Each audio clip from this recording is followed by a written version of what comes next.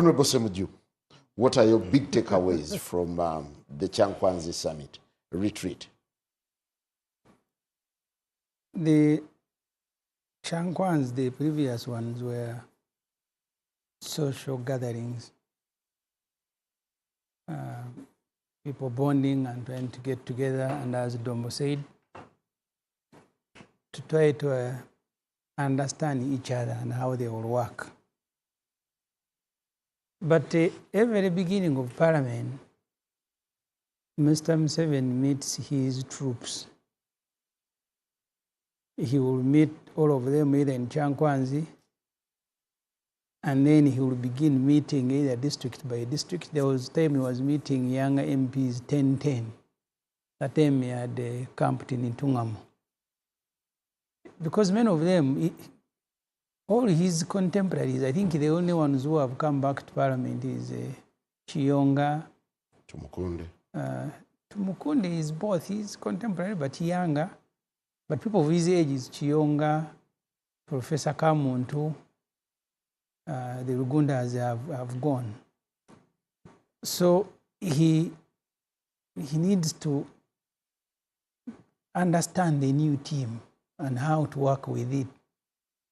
And he does that at the very beginning of the term. And I think Changkwanzi was more about that. Cohesion, not so much. Understanding the NRM agenda, not so much. And it isn't a bad thing for you if you have a group to go and meet and socialize and you understand them. Ofwono Opondo, Parliament is a very difficult place. This afternoon, we are discussing the budget. The preliminary discussions committee is presenting reports.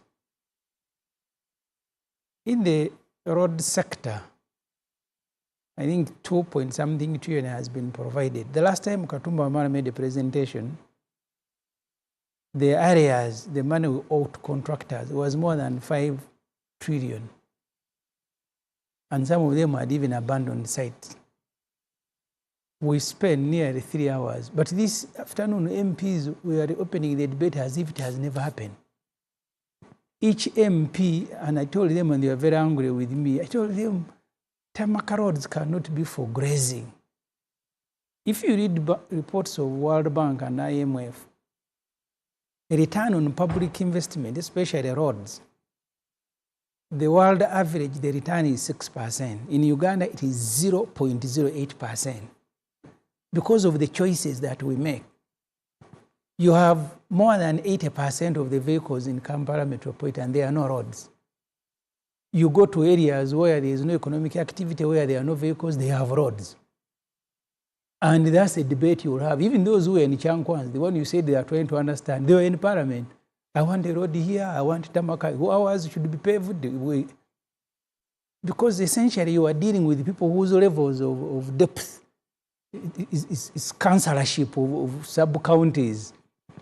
The point Dombo made, they will not understand it. They have messed up everything. I was a journalist in Parliament when that Parliament took over scholarship for university, and they said we should spread them equally. But they were also, you see, they were changing nothing. I came from a village. I qualified in Masaka, qualified for a scholarship. Not because I come from Masaka, because they put up a cut-off point and I got there. They said, no, now everybody should get. You spread them, Karamoja gets 10, Kabera Maido gets 10, even roads. So the return on public investment in Uganda is 0.08%. The world average is 6%.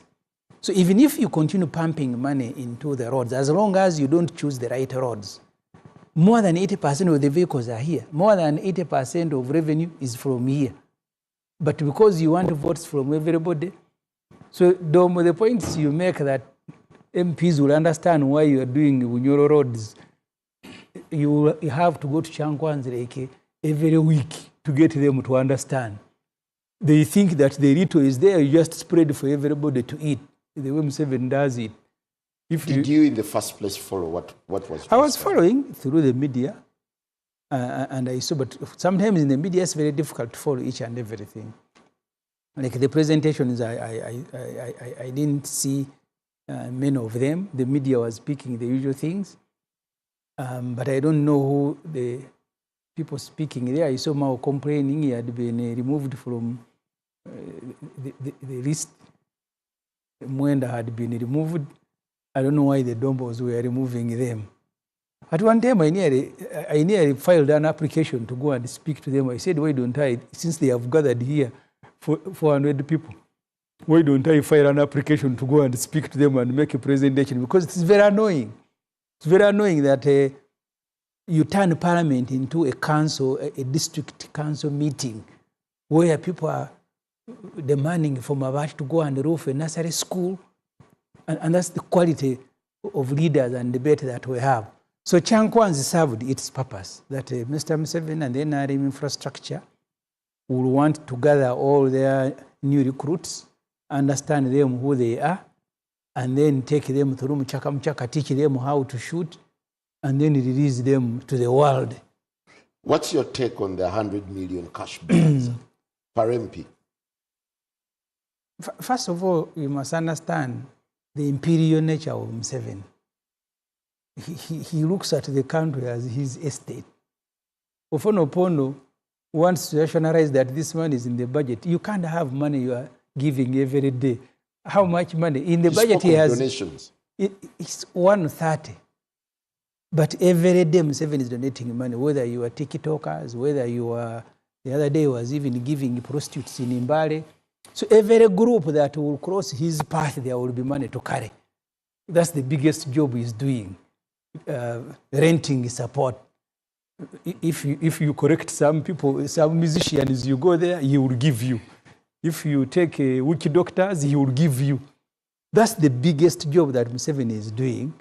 The only difference is that now he's doing it publicly, I think because of old age. There was a time he met with the MPs, he was giving them money, and he said, if the public discovers, we deny. That time, that is the training he was giving MPs. Now he didn't even allow them to deny. He was giving it like an old man in full view of camera. But Parliament, it undermines Parliament. I remember when we were swearing in either the 10th, one of the things that troubled me with the Honorable Namboze was how the country views MPs.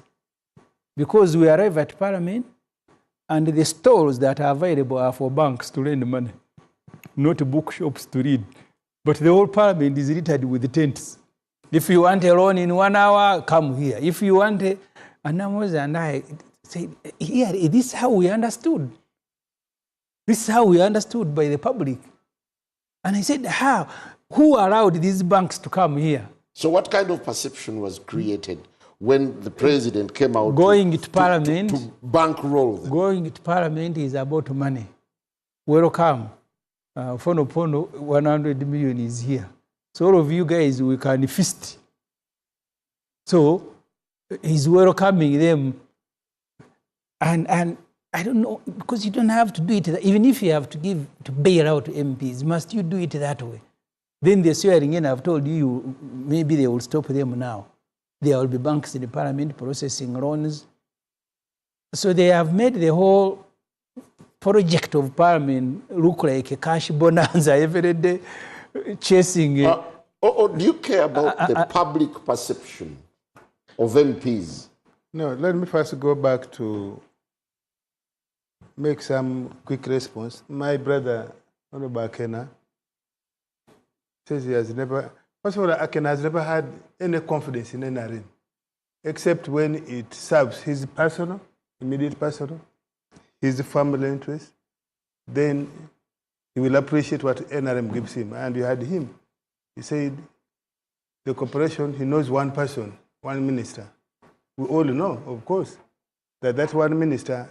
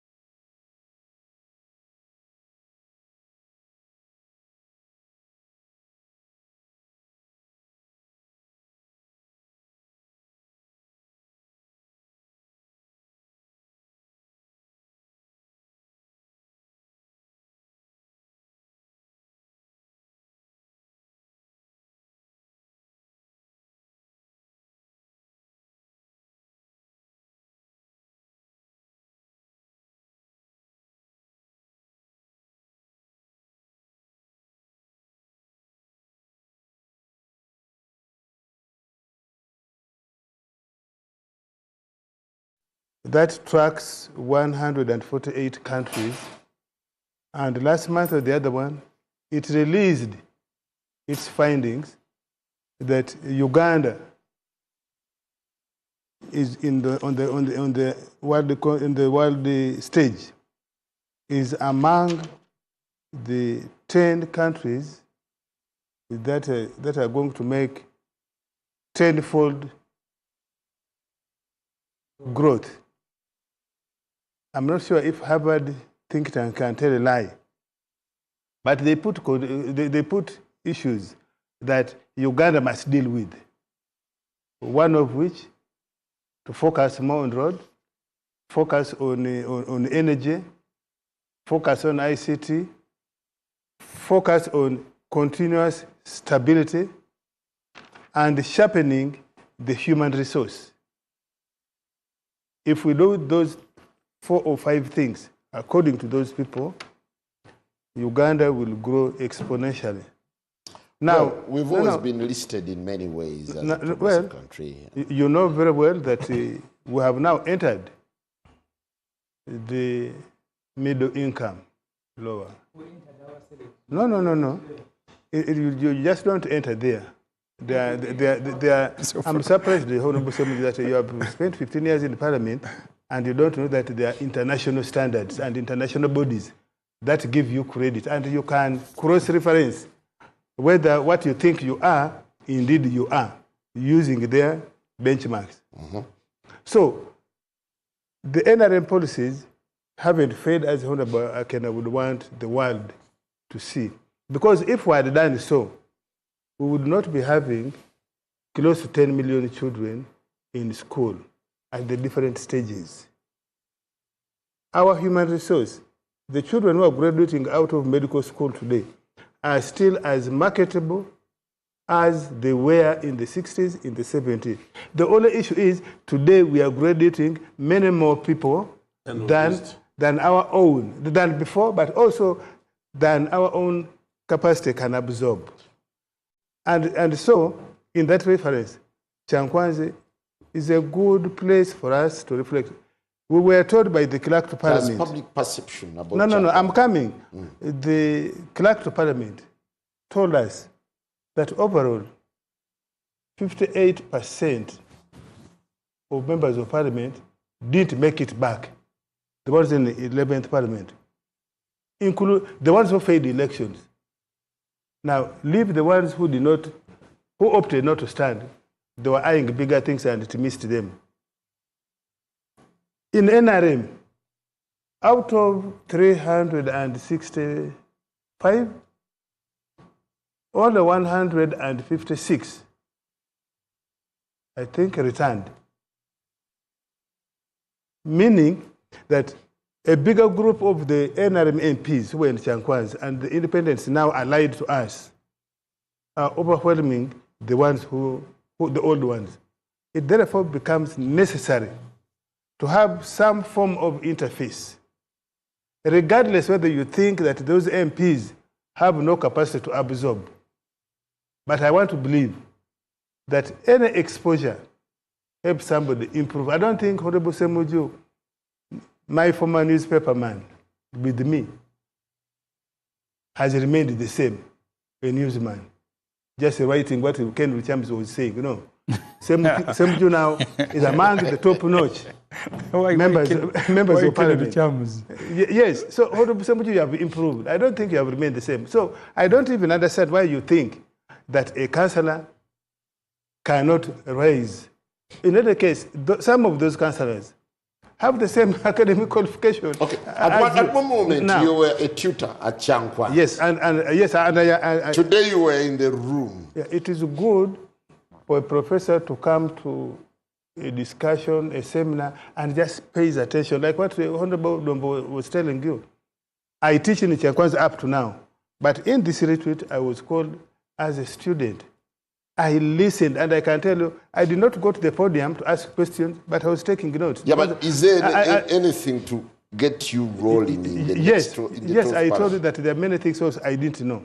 Because when you listen to people, different people, you cannot say you're the only one who knows. For example, I had never met those many members of parliament and being part of them, it has taught me something.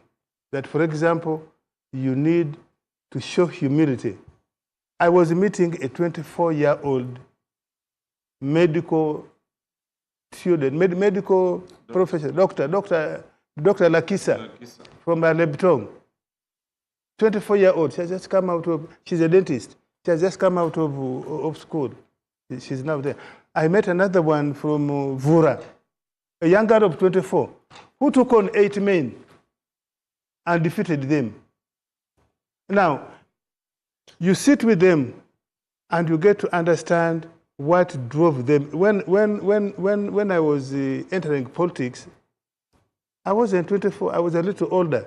Now, you get to understand what drove these many young people to national politics. How shameful was it watching your colleagues making personal pleas to the president? That's what you expect. For example, getting to know what drives an 84-year-old person who has lived it. Professor Kamuntu. Professor Kamuntu ran for member of parliament in 1980. He was the minister, ambassador plenipotentiary. Returning, since NRM came, I think he came in 1996, 2005. He has been in parliament, has been minister in many decades. He lost election 5 years ago, comes back. Dr. Kiyonga lost the election 10 years ago. This was the only MP who was elected on the UPDM ticket, although he didn't take his seat, 1980. He has been a member of parliament and minister since 1986. He lost election and still has the courage, the drive to come back to run for member of parliament. He's the chancellor of Makerere University. It is nice to see, to sit with him and see what drives, to study his inner person, what drives him, and the perspective of different people. So yes, I'm a lecturer there, I teach there, but you get to learn. But most importantly, what Dombo said, that it was a good thing for us. It is important for us just to know who is this person. In my case, who is well known across the country. Many people will come and say, I have just been watching you on TV. In my village there in Maracha, we are just watching you on TV. So you are the one. I want to touch your hand. You know, things like those. Is part of the things that give us the bonding. And that bonding is part of the cohesion, is part of the ideological mentoring, is part of, listen, is part of the strategy. I need to bring in, it's part of the strategy. Dombo, yes. Because NRM was there for those 3 things. Thank you. Honorable Dombo. Yes. I saw a bit of a contradiction. Here is the president telling MPs to avoid loan sharks, to avoid corruption, and then he doles out 100 million to every MP. That has widely been described as a bribe to MPs. Bribe to do what? To tow his path. You know, take it or leave it. President Museveni is the chief executive of this country. And he's in charge of the internal resources. And some people who don't know him, when we first interacted with President Museveni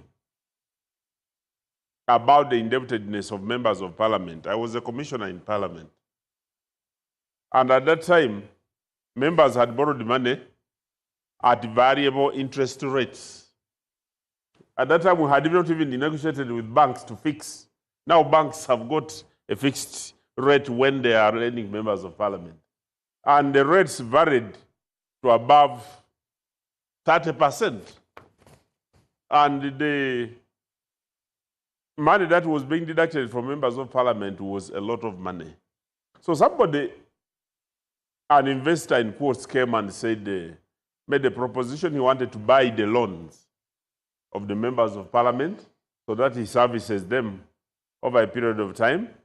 And we had a discussion in the commission under the chairperson of the Right Honorable Kadaga, until we said, but even when this sounds very attractive, we chose to share it with His Excellency the President. We thought it would be very unpatriotic to enter into such a deal with a foreigner when the head of state doesn't know, because it may have security ramifications. And indeed, when we discussed with the president, he rubbished it right away. He actually quoted a Kinyankole proverb, which says that you cannot borrow a neighbor's hand to clean your bums when you go to poo-poo. That's the proverb he told us. He said, now if a foreigner bails members of parliament out, to whom will they pay allegiance? And what will it be for the country? And so was the president purchasing allegiance this time? No. I just want to give you this background to say that he's a man who understands what is happening. He's already aware that banks have started offering members of parliament. There could have been members of parliament who have even picked already some money from the banks and was saying, watch out, don't do this. He was very specific on the instructions he gave. He wouldn't wish to see them going back to him, that they don't have money, they have just come out of elections, and they have challenges. When I was commissioner, they already... So ideally, wouldn't that be done pro rata? Wouldn't it be prudent? That's what I'm telling you, that when I was commissioner, we did it for all members of parliament. And I was very disappointed when Honorable Afula Ogutu, the following day, after I had come from Chankwanzi, he called a press conference and said his members of parliament from the opposition, because it was the law, were not going to sign for that money. And they rebelled, most of them. They went and picked the money because they were equally hardened up. And to me, I was very disappointed. Actually, I met him and said, when we negotiated and requested the president's intervention, we talked for the entire parliament, because the commission is a commission for the whole parliament. Now, when the president accepted, the opposition chose to behave the way they did.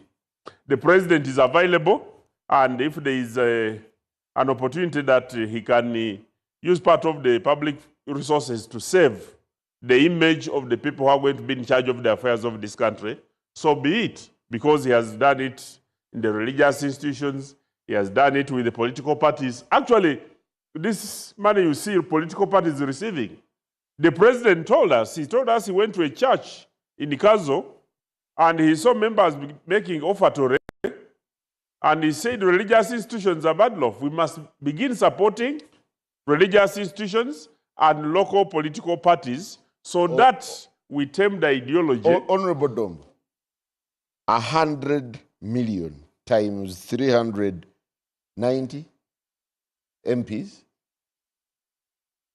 Simon, ask a member of parliament here, how much money does he get? You are talking about the 20 million. Quick math. Honorable, you are talking, how much would that be? Just a moment, Simon. That's about 40 billion.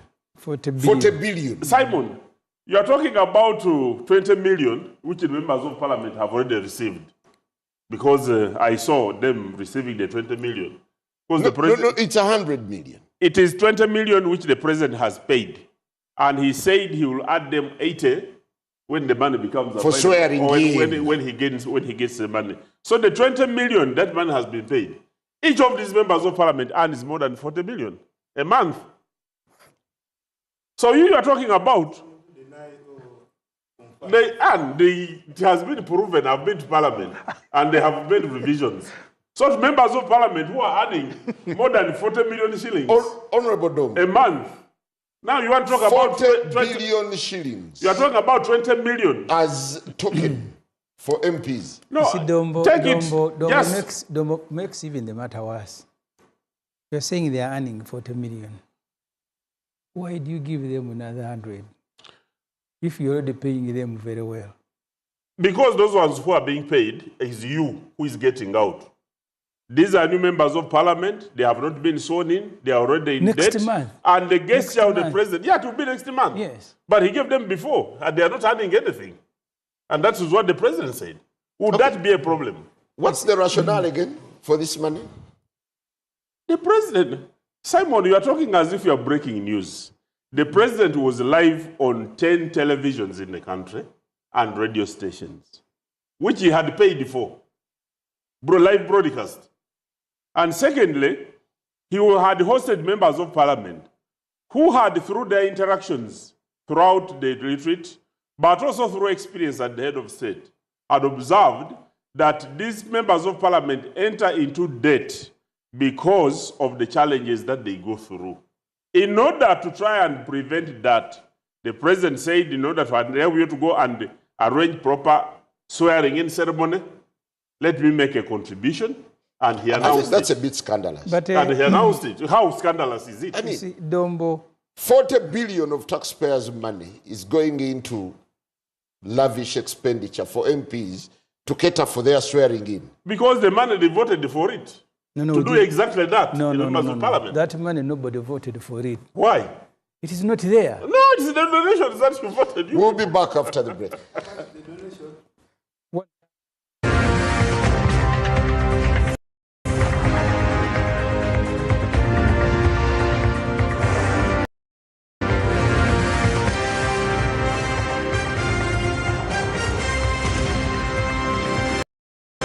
NBS Frontline.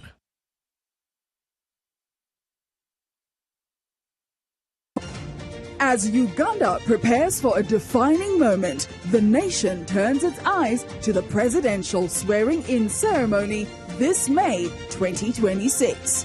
NBS Television brings you unmatched coverage from the Kololo Independence Grounds with in-depth live broadcast that captures every moment as it unfolds. Organizations, development partners, MDAs, and elected leaders take part in this historic occasion. Share your congratulatory messages and connect with millions. Call now 0772 860028.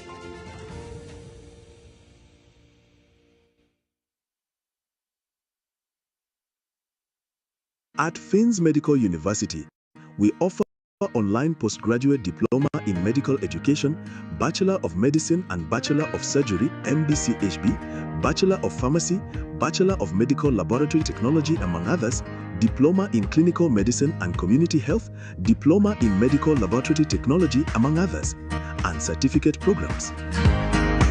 Fins Medical University, a chartered medical university in East Africa and is located in Fort Portal. Apply now for the March or July-August intakes. Visit our offices or apply online on our website or contact us for details. Fins Medical University, saving lives, our passion.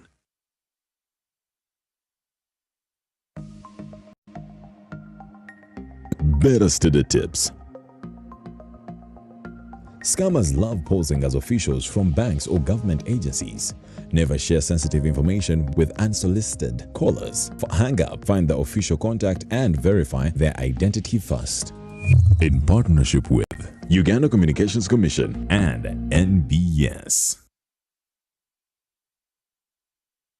The National Mosquito Net Distribution Campaign is back. No one should die of malaria in this era. It is your responsibility to chase malaria from your home. The good news is that the government of Uganda has once again started distribution of mosquito nets under the 5th Universal Coverage Campaign, also known as the Under the Net campaign. Under this exercise, 1 mosquito net will be distributed per 2 people in every household. A village health team member, a community health extension worker, also known as a CHU, and the LC1 chairperson will move house to house to register members of the household in preparation for receiving their mosquito nets. Do not lie back. Ensure that you register all your household members to receive a mosquito net. On the distribution date, move to your distribution point and receive your net. Mosquito nets protect you and your family members from infectious mosquito bites that lead to malaria. Ensure that you receive the net, hang the net, and sleep under the net every night.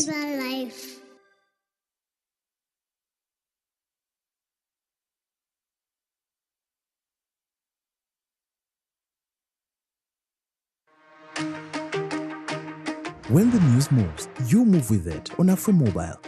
Get real-time updates and the moment they unfold. Choose from over 80 live TV and radio channels and follow current affairs your way on the platforms you rely on the road, in the office, in the middle of your work, or out and about. AfroMobile keeps the story going with you. Download AfroMobile today and stay connected to every update as it happens.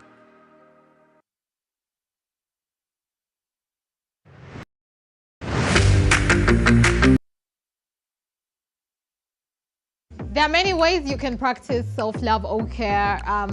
There's options. For me, it's I could read a book that's self-motivating and get me back on my square if I am not on my square, if I'm down. Meet up with friends that I know. Once I meet up with this person, I'm going to be so happy because they have this great energy. And surround yourself with really good energy. And then you will take a walk or go to a spa, get a massage, you know.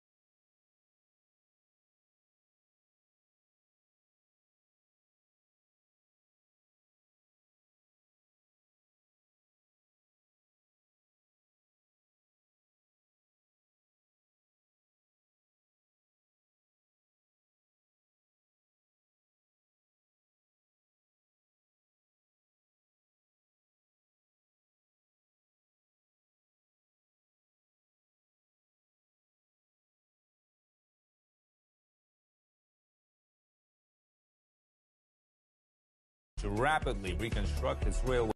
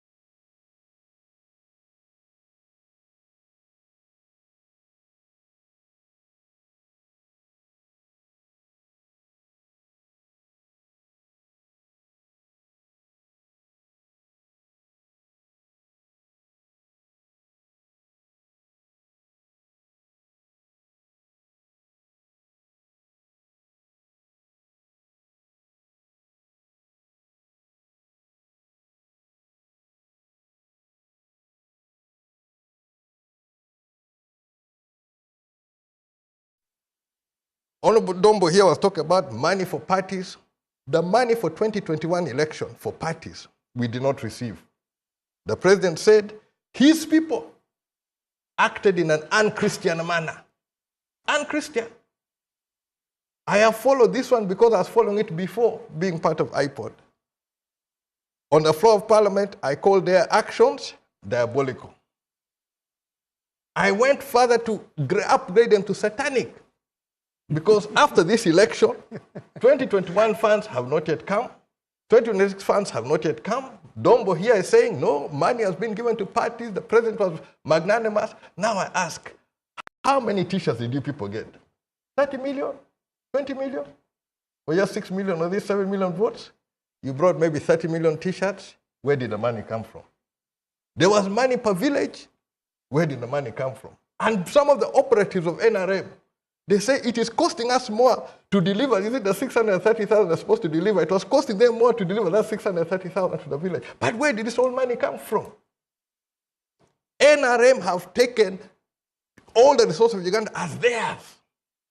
Okay. Theirs. Is the president's pledge anything to count on? How? Can money, cash money, the sort of monies be available in Parliament without the president being aware? In Uganda of today, which you know of Uganda of yesterday. So when people say Parliament, there's money in Parliament, fund in Parliament, I don't believe it is possible without the president's knowledge. And these are things which my problem is we need to address them and we need to have systems in place. This issue of money to this group, that group, let's have systems which work. I should not be able to know, look for this, my elder here, or this one for treatment. We should have systems which work. For education, we have systems which work. It's not the work of the MPs to be the ones taking these people for treatment. Now, that is where NRM has failed and is continuing to fail. Thank you. Honorable Semujju, in the number of times, in the several addresses by the president, did you feel him setting the tone for the 12th Parliament, especially when he pronounces himself on the issue of corruption? It was drama. Sorry? Drama, Katemba. See, during COVID, Museveni sent a supplementary budget to be processed. I think in good faith, the Parliamentary Commission, because the MPs were also very active during COVID. I have an ambulance that Dombo was called a funeral van. That funeral van was on the road. It does, because we carry even people who are dead. It was on the road almost 24 hours during that time. But we're also giving relief. I even had to go to Ofwono to look for maize. So the Parliamentary Commission said, MPs, since you guys have brought here a budget, MPs should also be given 20 million. Museveni was on TV, lambasting Parliament, attacking each and everybody. What happened? After that, 20 million must be returned. He went to his NRM MPs and he said, please help me return the 20. I am giving you 40. That's the president you are talking about. After anger, displaying anger in public on TV, they must return the money, 20 million. He asked, please return. Each NRM MP Museveni gave them 40. They were receiving that money from Mukororo, where Kasuri Lumumba had an office. I don't know if it is still there. The money that Dombo spoke about, and you know, because Dombo that time was a commissioner, now is a spokesperson of NRM. And they did something very good, their commission with the Kadag. Said we need to help our own MPs. And that's the reason the Parliamentary Commission exists. Got a Chinese who was willing to buy the loans and then reduce the interest that people were paying. When Museveni heard that someone else was the one helping MPs, he summoned the Dombos. And Dombo was a very unpopular commissioner and his group to Museveni. because they were doing wonderful work. They did good work. Yes. They did good work. As a That's what commission, I'll testify. issues of pension, issues As of the NRM everything, spokesman is not doing a they good were work. very good commissioners and very good leaders. How about now that is Now Museveni has taken over. He runs parliament, I think, like a kiosk. no, what I mean, the Dombo of then and the Dombo of This now. one here, this one has become useless. So he defends and nationalizes everything. There are two Dombos I respect. Dombo as the chair of Natural Resources Committee and Dombo as a commissioner of parliament. There I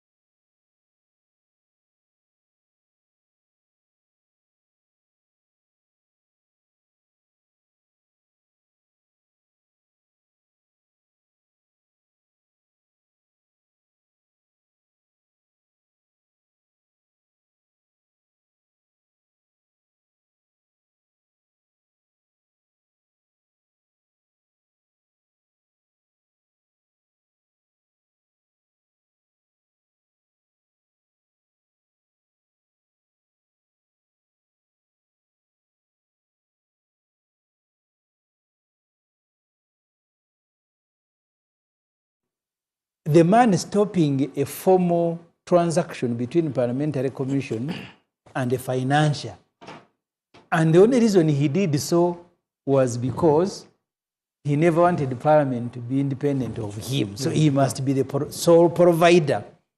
And Dombo wants now to thank him. He's a very good man. He didn't do it in good faith because he wanted to continue. The same way he gave the 40 million. He said you can take back the 20 if you have eaten it, but you also have some 20 as pocket money. So in Chankwan's, the context is that it is him who must personally solve people's problems, but not the institution of parliament. You've heard the president, and it's actually embedded in one of the resolutions. Top of the resolution, intensified fight against corruption. You see, you go back to Waswalule as a deputy to Augustine Ruzendana, honorables.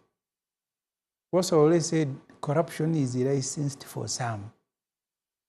If you go and get the money and you are not one of those who are licensed, you are in trouble. Like you've seen this issue of Mavati. I have never understood that from Vice President to Prime Minister to Speaker to everybody, that is Nandutu who is in prison. Really? Who can justify that?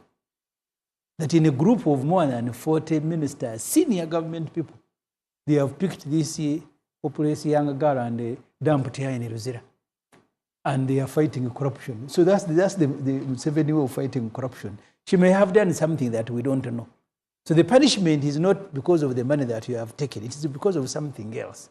So that's why Semujju, my sister, has become an angel. Because I think they're also being punished maybe for something else. Because at that time, you must understand, Museveni has had a running battle with the parliament over budget. Do I have the final say or parliament has? So when the issues of corruption in parliament came, he thanked God, the same way he thanked God when COVID came, that now he will restrict people's liberty. So this whole campaign about corruption gave Museveni an opportunity to resolve a long outstanding problem he has had with the parliament over budget. So he now brings a budget where he doesn't allow even a comma to be removed. If you could listen to his interjection, yes. Simon, I just wanted to just make an interjection on two issues. The first one is that the way our administration is structured,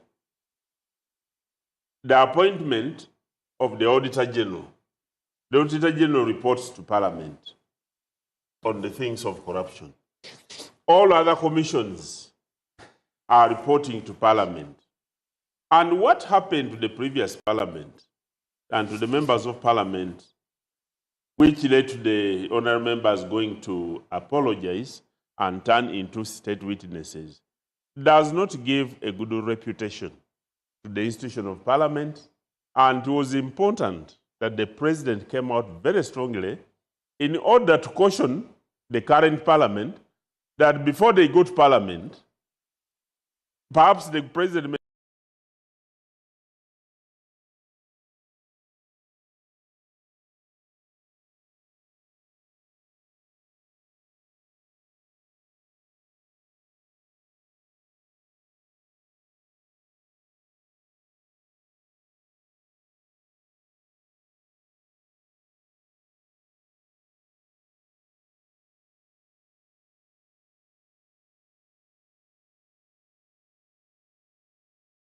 court referral that his rights had been violated and very clear.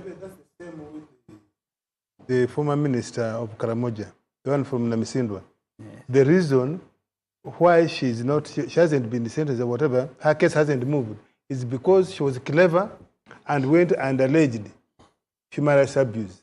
And they stopped her criminal trial for the Mabati. So I now understand that it is Museveni stopping them. Because these MPs on their own, I had thought, are the ones who moved the court. They needed the Constitutional Court to pronounce himself. But in Chankwan's Museveni says he's the one who forgave the MPs.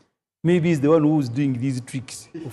No. Because that's what I am talking about the Mabati. What is on record is that the Honorable Akamba moved the court that I want. No, I'm talking about the minister for the Mabati, the main minister. That's what I'm saying. And by the Semujju, you are the legislator. Yes. In our system, there is no collective guilt. So you cannot say that why is it Nandutu who has been convicted and the rest of the suspects, the people you call suspects, are out. Because every case is judged on its own merit and also how the defense presents their case. I also live here. Yes, and I know only a handful were even subjected to a legal process. The rest, the president said, I forgive them.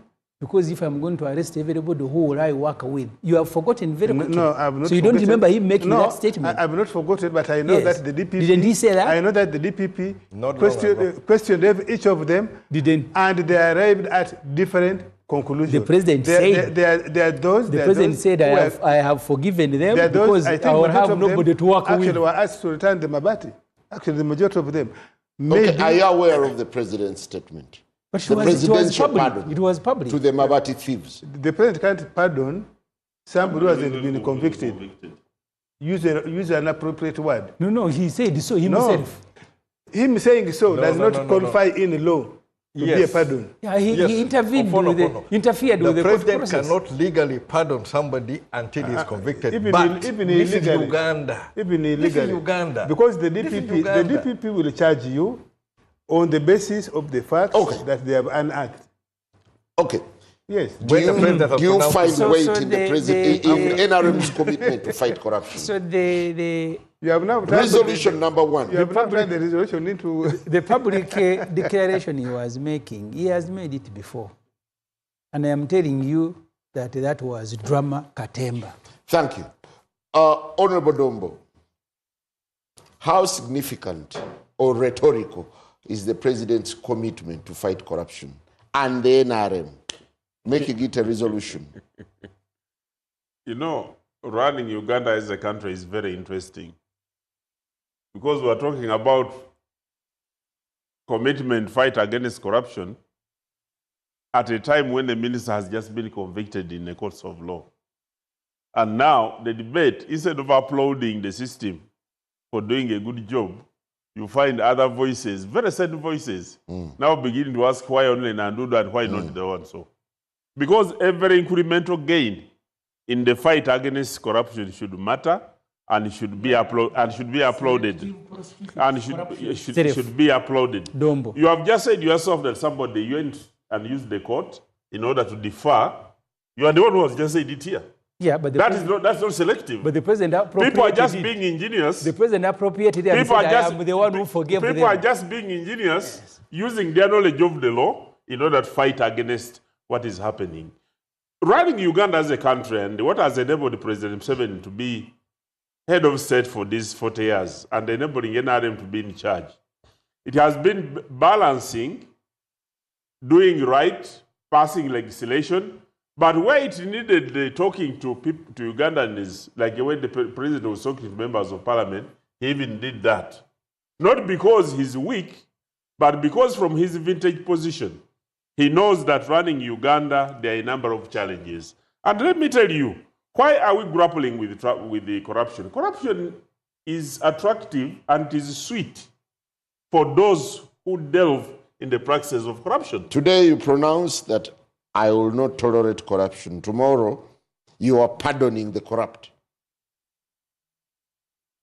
Under the law, how awkward can that be? Under the law, the president is mandated. Under the law, he can do that because I know Nalo Murinda Viri Maso had challenges and the president pardoned him legally because he's authorized under the law to do. You remember there was that cow of Ntunga Mokabari during the CA elections? You remember the most recent case? My young brother Jamwa?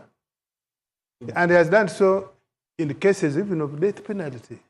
So, for the president to do that, he does that on advice of the board which he has been set up and gives and gives recommendations why that one must be done. But while that's literally preaching water and then you drink wine. Absolutely, because that's what Jesus did. Hey. Aren't you a Christian? What did Jesus do when they were going to condemn a woman who had fornicated and was going to be stoned to death? What did he ask? Was he condoning fornication by asking that question? That if you have never done it, be the first to throw the stone. He was just telling them that we are human beings operating in a situation that has got its own challenges. But I want to tell you, the president's commitment and the capture of that in this resolution from Chankwanzi is very specific. The members of parliament should know that they owe the public a duty to do a good job so that they can attract reports and even whistleblowers to come to parliament. When you were in parliament, there are whistleblowers coming to parliament to tell us.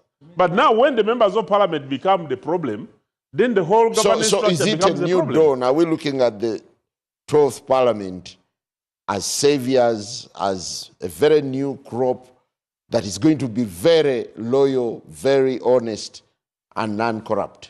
The president met the people. He told them the vision of the party, the aspirations of the people of Uganda, and the work that lies ahead. And he warned them using that insect in Uganda. It's called what?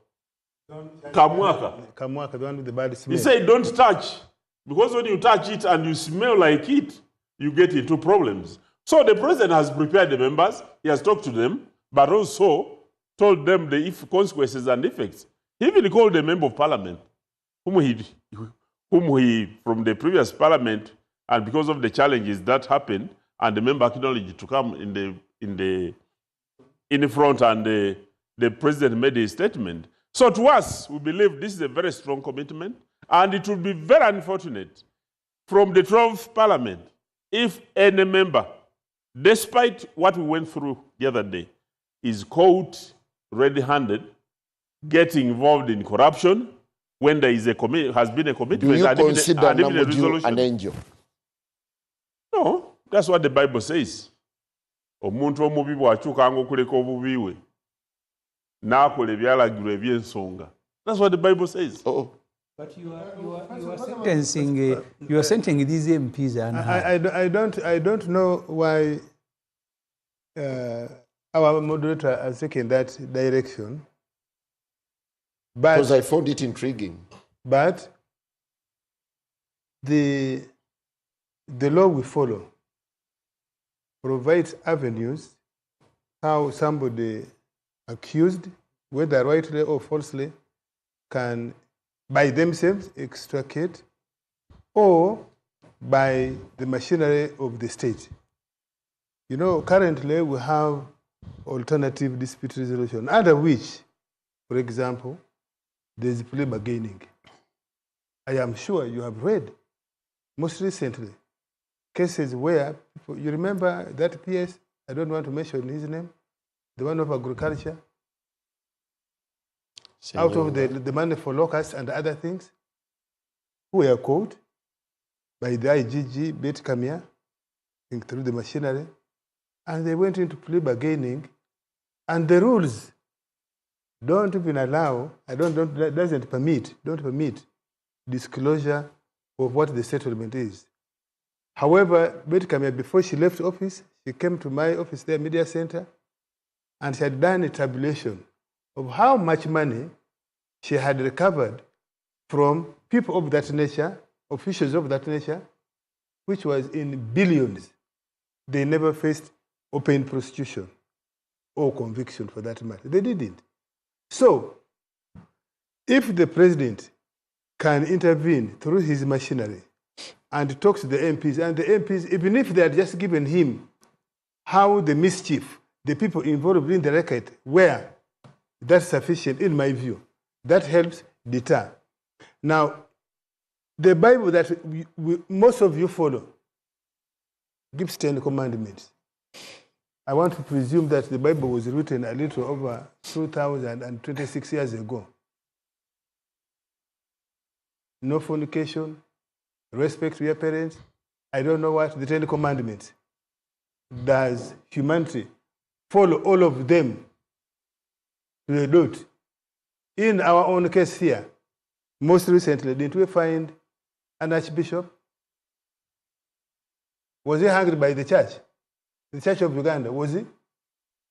If the church, the religious institution, which we all believe in, most of you can forgive, they don't pursue.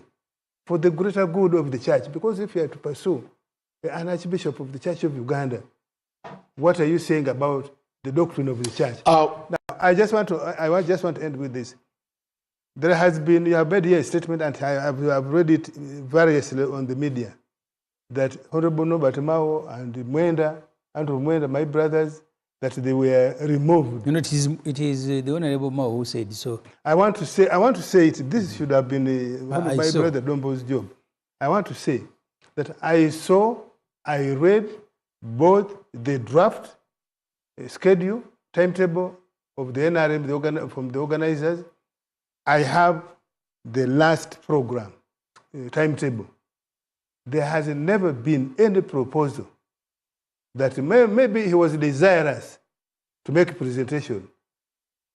Or some of you think that he is so good. Yeah, but this complaint was also re-echoed by Namuganza. There are people who are sulking. Namuganza is sulking. You know, Namuganza says she was cheated in her primaries. I suspect that could be also the reason motivating her to come back, to come for the speaker. And remember, under this current speaker, that was when she was censured. It is human. If you are not a member of NRM, why should you be the one telling NRM how Mao is the best person to present to us, or to be the best speaker? The people who are talking that are people who actually known not to like NRM, but they are now the ones recommending to us who should be our speaker. Can you imagine? What logic is that? Honorable Akena. So I want to put it on record that there was never any proposal for Andrew Mwenda or Nobert Mao. Maybe they asked and they were not considered. That settles the debate, doesn't it? No, I was only... Is it normal? Was it a normal thing for somebody who has been opposing you to say, to accost you actually, pester you, invite me? And he was invited. Is that normal? You see, the president can invite you, the chairman of NRM can invite you to a retreat, but that retreat doesn't belong to him. That retreat belongs to the NRM as a machinery. So you cannot just brag and say, I am a guest of the chairman. No, my friend. Do you find merit in discussing the resolutions of the NRM, Honorable Akena, or we are better off concentrating on what captured the headlines? First, I was trying to understand. When is the UPC retreat? we are still dealing with this. I think we have about 5 UPCs now. Which UPC are you talking about? Was in the corner 5 UPCs. You people be honest. Okay. 5 UPCs where when we were fighting the campaign, there are people who you see on TV, but you don't find them on the ground. There is the Warubiri UPC. Where I didn't see him. There's Joseph Ochieno. Have you seen him on the ground? There is the Ochieno UPC. Nagongera. No, at least he's in the studio here. There is a Dennis Enapu UPC. Maybe the constituency. And now the Akena UPC. The constituency in NBS or in the media. Yes, me, I know the constituency where we deal with voters. Okay, there is Enapu. Where? Dennis Enapu. Where? He trades as a UPC president. Where? You know, these are real things. You get this issue where people manipulate, they try to create a false head, but really, the people of UPC know the leader of UPC. When we were in battle, where were they? Now, before we lose track here, there was an issue which came. And I think that's very important. We actually need to know the person we are speaking with. I am known. I've been here 20 years. I have led the party from the front. Yeah, but court threw you out. Where? Court said I've done my 2 terms, then they said that... And his advisors are saying it is Museveni helping him through courts to keep him in that chair. Okay. He says it's Museveni who's proceed. You see, in UPC, we do not trade in rumors, as Ofwono Opondo wants to do. One thing which I want us also to put very clear, I don't understand this corruption of parliament. In the sense that as a backbencher, how does this backbencher become corrupt or is able to corrupt things? If you talk about leadership, that would be a different question. And there are things which have happened which are very strange. We had this bill on the fuel, UNOC. I'm on the committee. We had difficulties in the committee. We voted on particular clauses as the rules provide.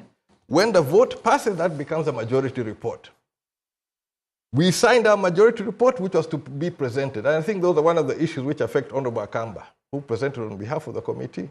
But it ended up being a minority report because overnight, more members who never attended the committee came and signed. So this person who had never sat in the committee, did not discuss, was able to come and sign. Where is that corruption coming from? On the leadership, another question I'll ask about corruption. I've been on the Committee of Natural Resources. We get a loan. Even before we have sat down to process the loan, we're on the order paper. And you're under pressure to process it. When we raise concern, now, isn't that in itself corruption? Some of it we're able to catch. The one which you caught Amarok, a small company trying to loan Uganda, that one eventually, when we raise concern, the minister now tries to withdraw, but it's in the report of parliament. So what corruption are we dealing with? There was a huge media report on corruption, which came on social media. What has happened to it? Which corruption are we dealing with? Me as a backbencher, I have actually seen very little chance for many of those members are not going to have, where are you going to the corruption issue? Corruption would be perhaps if you do things which are not according to your conscience or not according to what, like those people I'm saying who signed the report but never attended the committee. So what corruption are we talking about which the president wants to fight? Because there's bigger areas of corruption which we see. Very good question. And when we return, we'll still be looking at how the Chankwanzi retreat fits into the national discourse after the break.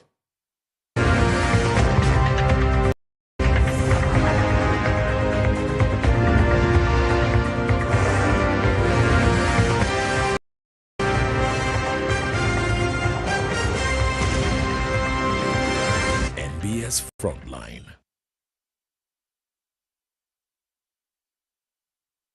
In a digital world, not everything is what it seems. False stories today spread faster than truth, leaving us all wondering what's real. Disinformation misleads, misinformation misguides and spreads confusion and fear.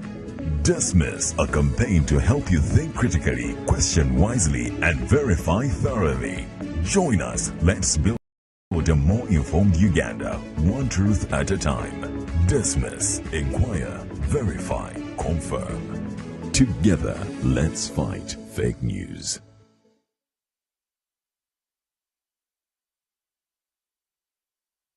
Hey, hey, travelers! Are you a family gearing up for that big vacation, a hustler working abroad coming home, or your squad chasing sunsets and passport stamps? It's time you lock in. Say goodbye to long airport queues, shocking roaming bills, and the stress of hunting for local SIM cards, because now you can travel like a local. Stay connected in over 180 countries. Just scan, tap, and boom! Instant data the moment you reach your destination.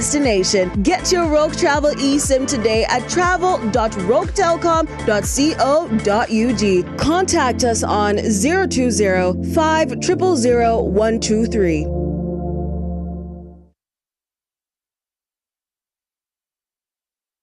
I see a guy who's there, but it's as if not there. But then, there's a lady with a boy. 2 boys? Yes. Eh? Yes, I have a stepson. Stepson. There's a lady there from the same institute that... Yes, Papa. Now today, what I want to do, I want to instill discipline by the hand of God. Amen. Watch the power of prophecy with Prophet Elvis Mbonye this Saturday, 6:30 p.m. on NBS TV, Uganda.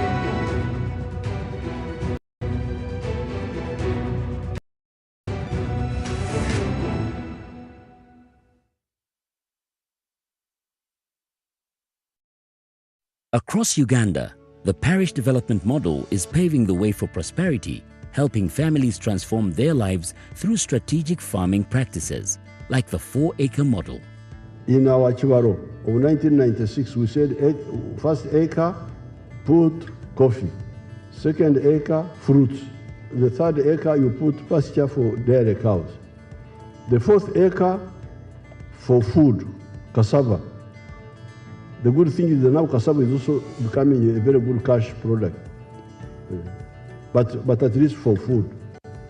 Then, mind you, the backyard. You put poultry for eggs, you put piggery. I'm in a 1-acre plot of land. In this 1 acre, Your Excellency, I practice this banana plantation. I also practice coffee. I also have dairy, Your Excellency.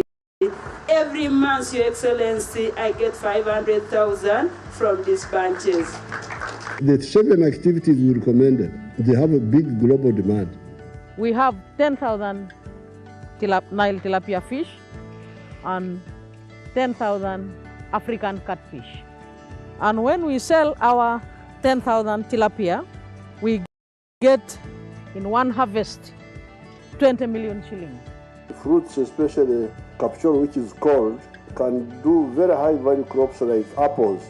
And then finally, those who are near the wetlands, like the ones in Bukit who are wasting the wetlands, they should do fish farming, not in the center of the swamp, but at the edge of the swamp. From coffee farms to fish ponds, the 4-acre model is empowering Ugandans to transform their lives. The parish development model is your pathway to wealth creation. This message is brought to you by the Ministry of ICT and National Guidance.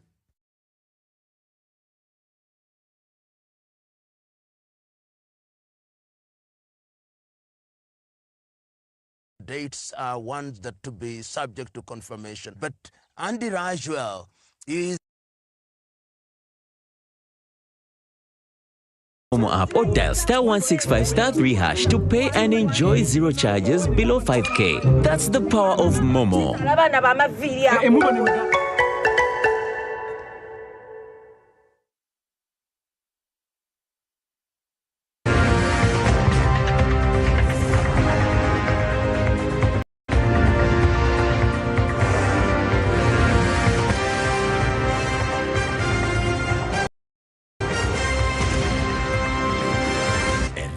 Frontline.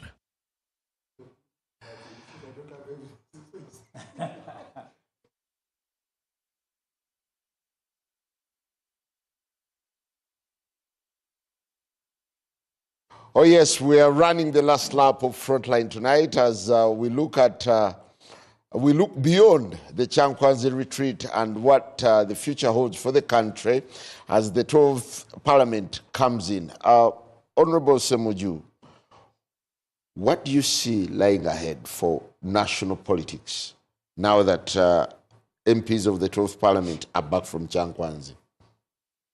There are matters that we are dealing with now.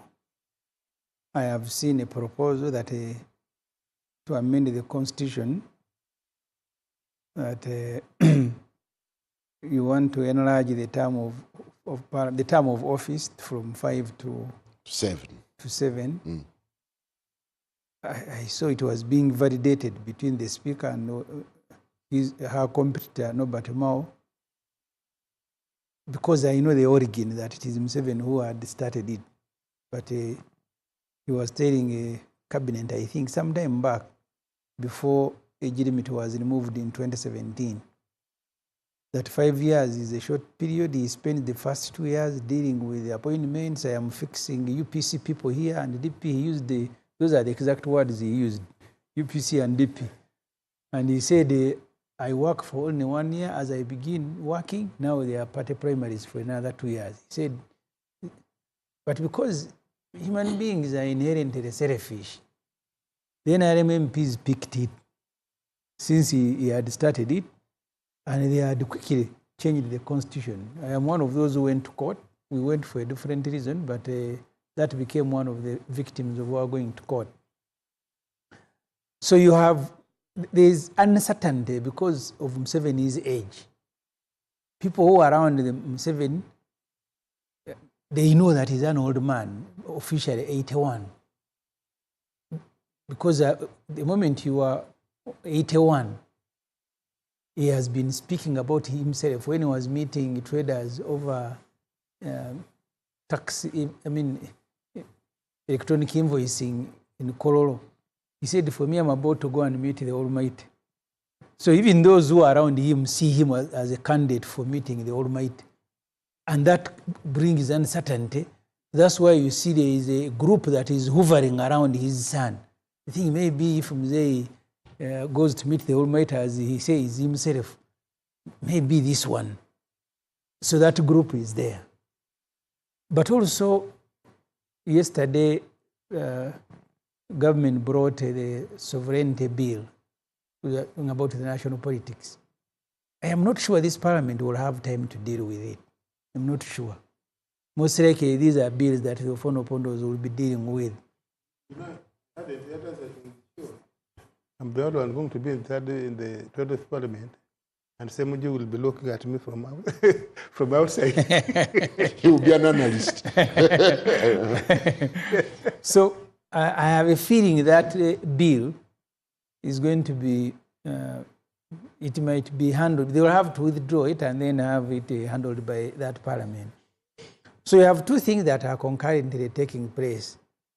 Museveni is fighting. I think he's not satisfied that the opposition is completely dead. So he wants to use anything at his disposal to continue hammering at it. But also within his own group, the uncertainty is making people smell each and everything. You had even ministers who had started saying NRM is very bad. They had joined the Mohos who were saying this NRM, they are Marxist, they are everything. And the minister said, yes, it is true, NRM is bad. Now they had gone. When they realized that no, Mohos was not going to be a candidate, now they came back to NRM. The NRM is the best thing.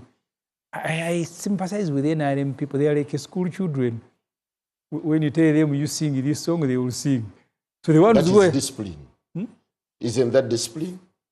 No, I mean, a leader, you should be able to say this one I agree or I don't agree with, really. But for you to agree with each and everything, really, no, you should give it to NRM for having cohesion. You must have something wrong with the. So that uncertainty will be around, and people in Parliament are going to suffer with it. So you think the sovereignty bill will take center stage? It will come and pass. What is going to trouble NRM MPs is the game Museveni is playing with his son. There are those who are of double loyalty, but there are also those who think, I mean, I saw minister as a person like Ruth Acheng. I respect her. She's a good minister.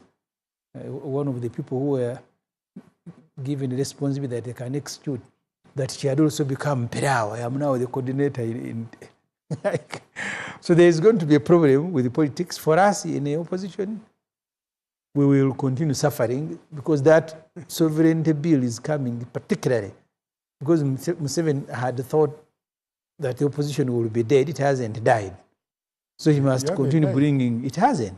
I thought we were waiting for the funeral. Then you'll have to bury it alive, if that's the intention. Yeah, I mean, you used to bury people alive. Yeah, so the NRM can learn. So you will have that playing out in Parliament. You remember the beginning of last term, it was birthday parties for Muhoz, and quite people were asking, maybe the man this time is given to his son, looking at their shoulders, and then one by one they started following Muhoz, only to realize it hasn't worked. So, with the exception of maybe the seniors like Ofwono, who have some stability, the rest of NRM MPs are with no stability. They will be strong in any direction. So it's going to be more of a rubber stamp. First of all, on the critical issues I have told you, while publicly Museveni pretended that he was fighting corruption, he was settling an old score. Who has the last say on budget? And he used corruption and he settled it. NRM MPs now are fearful. They can't even change a comma in the budget. It's just a ceremony. Thank you.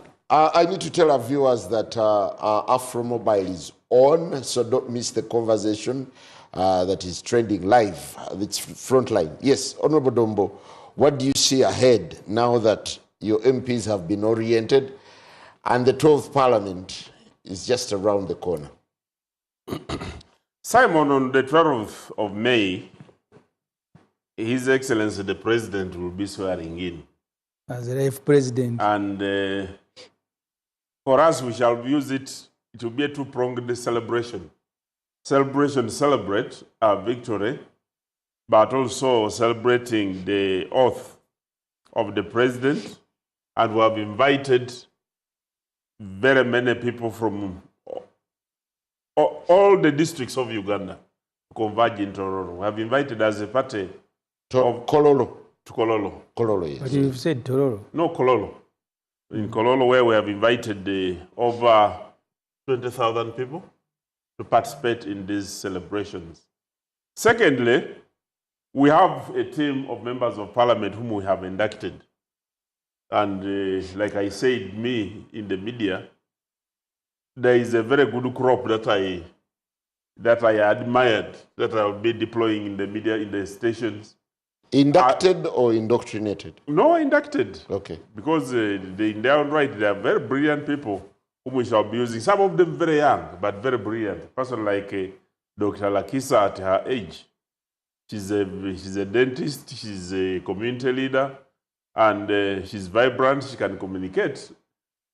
So, but as a party, we have a manifesto to deliver.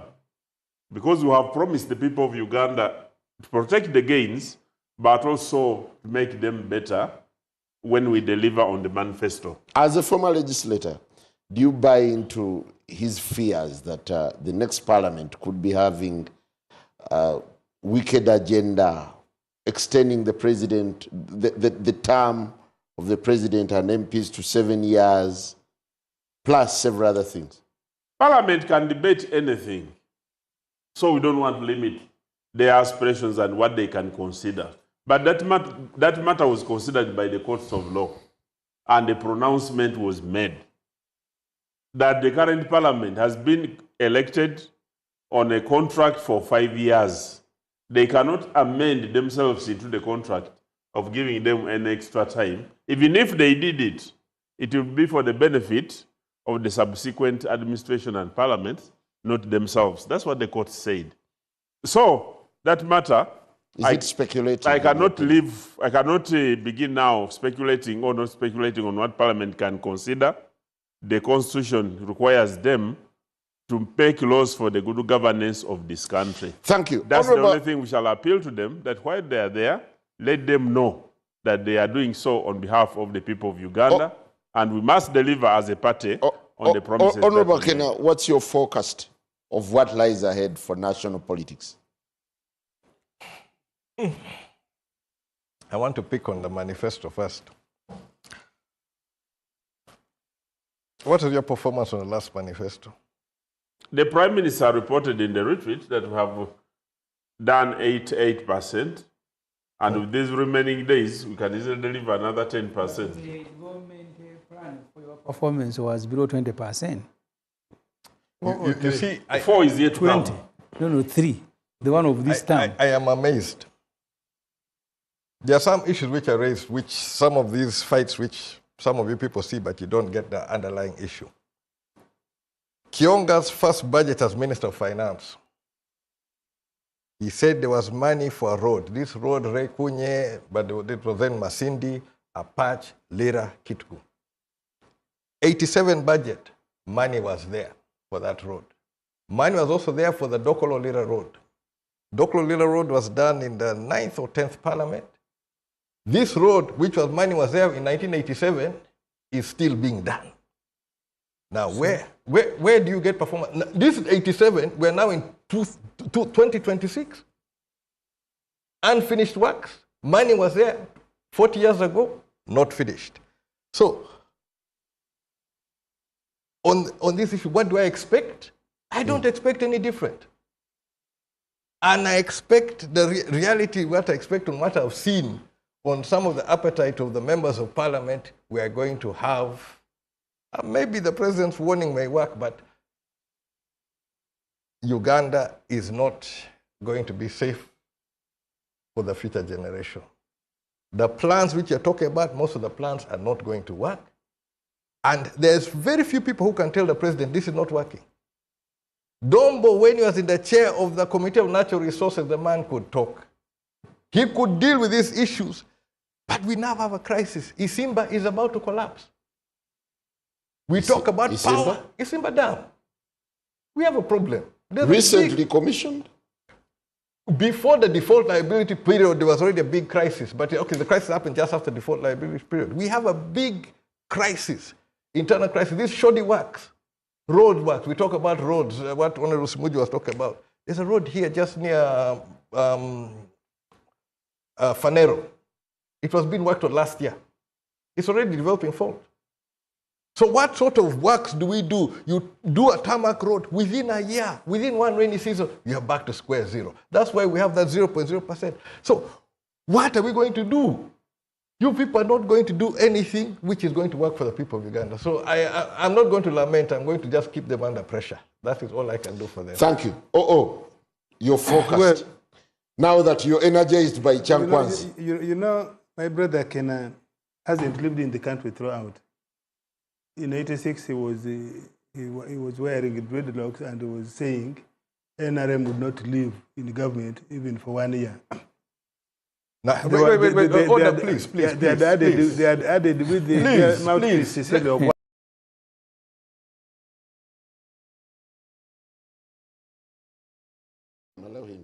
I stopped cutting my hair when Article 269 was put in the Constitution in October of 1995. Not 86. 1995, I stopped cutting my hair because of Article 269, which removed my right of association, my right of assembly, and my right to compete as UPC. Well, I was just... So do not belittle it. You see, this thing of NRM, you try to make jokes out of things. This is a serious issue. Article 269. Okay, fine. Right. Noted. Yes. Yeah. But also there emerged other priorities.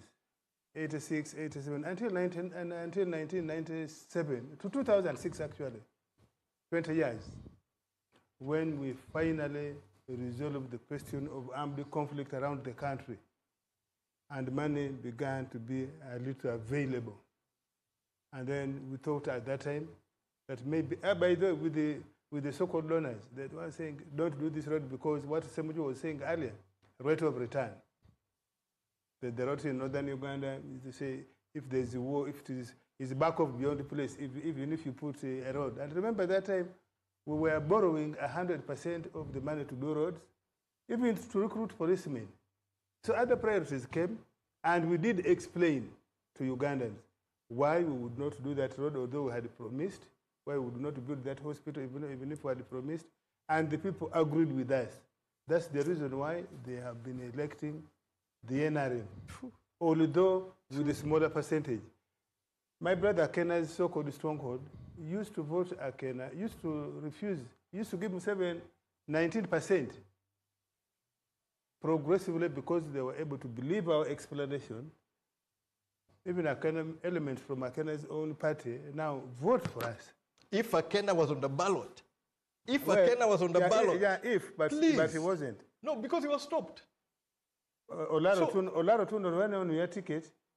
Olaro Tunu is not Jimmy Akena. I'm saying Olaro Jimmy Akena was a different candidate. I'm talking about UPC members, the supporters have been increasingly voting Museveni and NRM.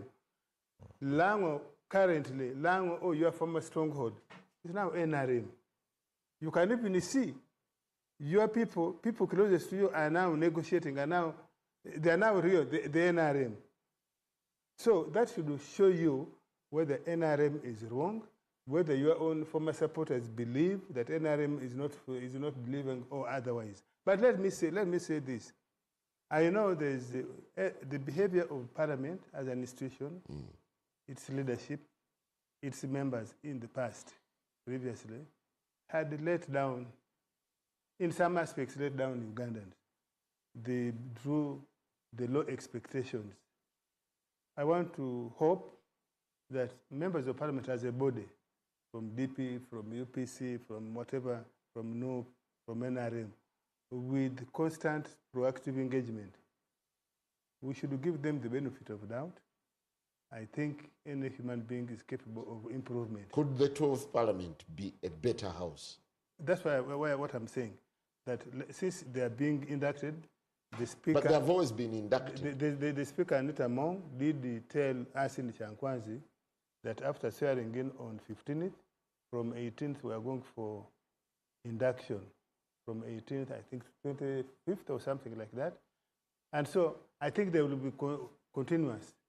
And because the previous Parliament, or even this incoming one, may wobble, is no reason for Ugandans not to expect better.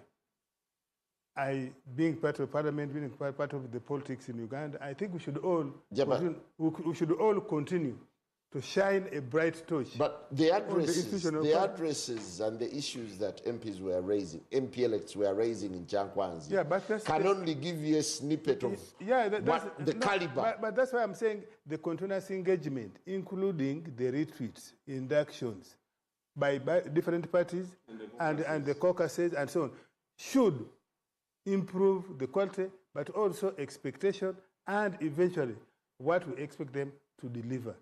You don't blame members of Parliament who have just come when they have seen the Semujju buying ambulances. They will think, mine in Toro municipality said he was going to collect rubbish. He was going to ensure that the municipality is clean. Now, that's his expectation. Because as been seeing in some places, members of Parliament are collecting rubbish. What I opened with here. Yeah, but look at... There are people who think that... Look at what you're confronted with before you swear in. Yes, now it should be my job to go and patiently explain to my elders that it is not the MP who's supposed to give money for help. It is to get the NRM to organize systems. I should. One of my view is that if the previous Parliament, for example, had said, Mr. President, you have your budget priority, we have a priority as Parliament. Let's together caucus on this and we meet a convergence. For example, if Parliament said, we are not passing the budget, Mr. President, in the caucus of NRM and in the main caucus of the House, and we say we are not passing the budget until you have provided assurance that we are going to give ambulance in the first year for every district hospital or for every health center, or we schedule. I think we will be having. So we can. Many of us will come with very many of those ideas. Believe me. No. I'm saying I give you all the blessings. You go and pass those ideas forward. We have tried. I can see how you MPs has surrendered. This is now a person who has surrendered. The fact that we have failed the first time, the second time, shouldn't mean that we should be over. As we sign out, on the agenda in Chankwan's, there was I don't something know to do with the legislative agenda. Yes, that's what the president does at every opening of a session. He gives the broad view how the parliament is going to move for the next 1 year. In this case, where the president is going to be sworn in, we expect him, as usual, to give the calendar for the entire 5 years. Who drafts the legislative agenda? I thought it would be MPs. No. It is informed by... No. It is the executive. And the executive does so, like now, Museveni, who has been here for 40 years, we expect that he has the things that have not been done over the last 40 years, and they are pertinent. And he's going to have a convergence with his cabinet. Part of the retreat was that, and in fact, better read the resolution properly, you'll see that the president has cascaded the 5 year in the retreat, has cascaded the 5 year in that resolution. Now, we expect that the caucuses of the NRM, the caucus of the other party will read this, look at the manifesto. Probably we should also look at the manifesto of the